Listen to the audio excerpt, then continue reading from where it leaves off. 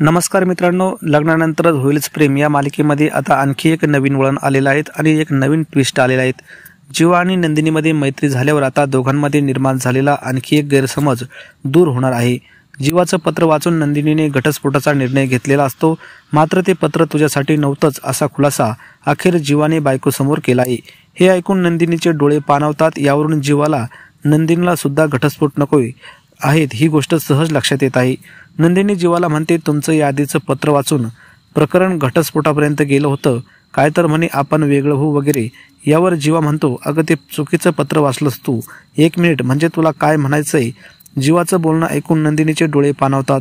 ती लगेच म्हणते, याचा अर्थ तुलाही घटस्फोट नकोय, आपण गैरसमज करून घेतला याची जाणीव तिला होते।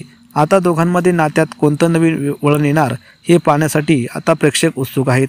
आपल्यालाही पाहण्यासाठी आपली देखील उत्सुकता असेल, कमेंट करून नक्की सांगा आणि अशाच प्रकारच्या डेली अपडेटसाठी आपल्या चॅनलला सबस्क्राईब करा।